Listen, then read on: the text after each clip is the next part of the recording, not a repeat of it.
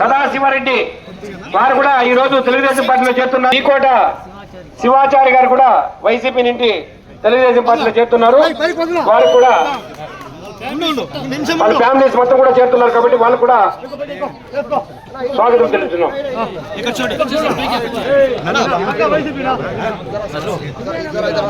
మస్తాన్ గారు కూడా పార్టీలో చేరుతున్నారు వైసీపీ నుండి, వారికి కూడా స్వాగతం తెలియజేస్తున్నాము.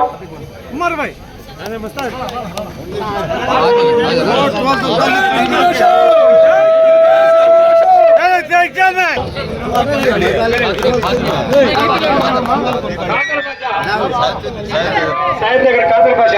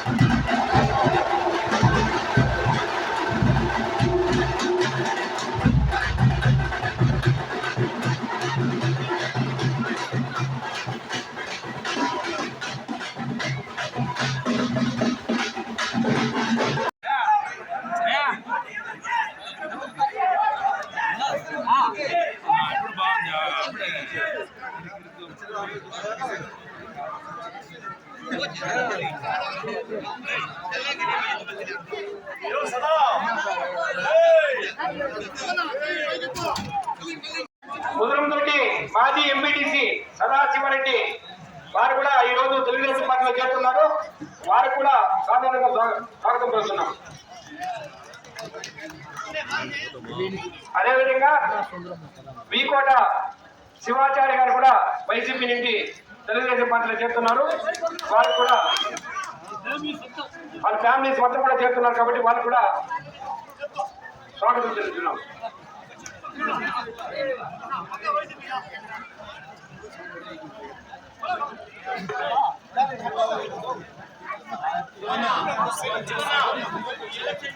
అదేవిధంగా ఎంఎం గుంట నుండి సయ్యద్ నగర్ మస్తాన్ గారు కూడా పార్టీలో చేరుతున్నారు వైసీపీ నుండి, వారికి కూడా స్వాగతం తెలియజేస్తున్నాము.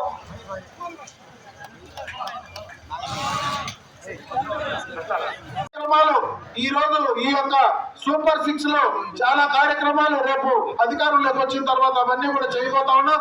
అవన్నీ కూడా ప్రజల్లోకి తీసుకెళ్లి ప్రజలకు ఎడ్యుకేట్ చేసే బాధ్యతను మీరందరూ కూడా తీసుకోమని చెప్పి ఈ సందర్భంగా మీ అందరి దృష్టికి తీసుకొస్తూ, ఈ ఎన్నికల్లో తెలుగుదేశం పార్టీ ఉమ్మడి అభ్యర్థిగా అసెంబ్లీకి నాకు సైకిల్ గుర్తుపైన, అదే విధంగా పార్లమెంటుకు ఉమ్మడి అభ్యర్థిగా దగ్గుమల్ల ప్రసాదరావు గారికి సైకిల్ గుర్తుపైన 2 ఓట్లు కూడా సైకిల్ గుర్తుపైన వేసి గెలిపించండి.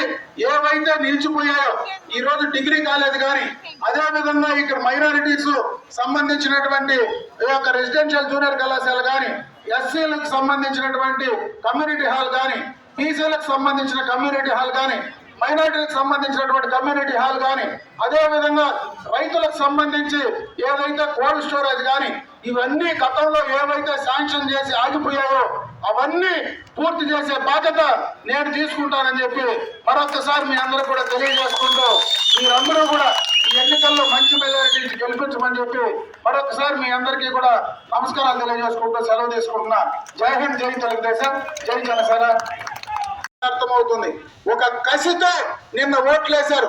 ఎప్పుడు కూడా ఈ రాష్ట్ర చరిత్రలో 99% ఉపాధ్యాయులు పోయి ఓటేసినటువంటి సందర్భమే లేదు. ఈ రోజు 60% నుంచి ఎప్పుడు వాళ్ళు పోస్టల్ బ్యాలెట్ అప్లై చేసిన లేరు.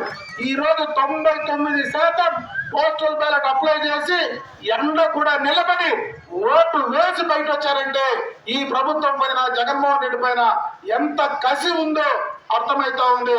కాబట్టి దీన్ని బట్టి ఖచ్చితంగా కూడా తెలుగుదేశం పార్టీ ప్రభుత్వానికి రేపు భవిష్యత్తులో అవకాశం కల్పించండి. చాలా కార్యక్రమాలు మొన్ననే కూడా మేనిఫెస్టో రిలీజ్ చేయడం జరిగింది.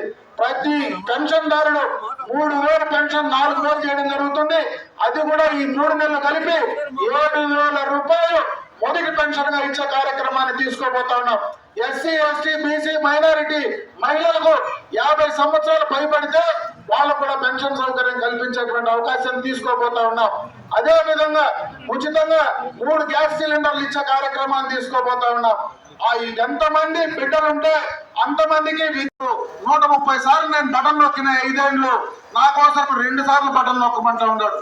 నువ్వు 130 సార్లు దానికి బటన్ నొక్కినావు జగన్మోహన్ రెడ్డి, చెప్పాలా ఈ రాష్ట్ర ప్రజలకు అడుగుతా ఉన్నా. ఎందుకు నొక్కావు? మా యొక్క ట్యాక్స్ వేసి వసూలు చేసినటువంటి సొమ్ము మా తలలు తాకట్టు పెట్టి తెచ్చినటువంటి అప్పుతో నువ్వు బటన్ నొక్కితే నువ్వు ముఖ్యమంత్రిగా ఎట్లా పనికొస్తావు అని అడుగుతా ఉన్నా. నువ్వు నొక్కే బటను నువ్వే అవసరం లేదు, మా ఊరిలో ఉండే 3 గాళ్ళ ముసలమ్మ చేతికి ఇచ్చినా కూడా ఆ బటన్ బ్రహ్మాండంగా నొక్కుతుంది. దానికి ముఖ్యమంత్రిగా నువ్వే ఉండాల్సిన పని లేదు జగన్మోహన్ రెడ్డి. నువ్వు చేయాల్సింది రాష్ట్ర ప్రజలు భవిష్యత్ తరాలకు న్యాయం చేయాల. ఈ రోజు యువకులు ఉన్నారు, ఎన్నికలకు ముందు ఏం చెప్పావు? ప్రతి సంవత్సరం జాబ్ క్యాలెండర్ రిలీజ్ చేస్తానన్నావు. నేను డిఎస్సి మెగా డిఎస్సి పెడతానన్నావు. 2,30,000 మందికి ఉద్యోగాలు ఇస్తానన్నావు. మరి అందరికీ కూడా అన్ని రకాలుగా కూడా గత ప్రభుత్వంలో ఉన్నటువంటి ఏదైతే నిరుద్యోగ వృత్తిని రద్దు చేశావు. అన్ని రకాలుగా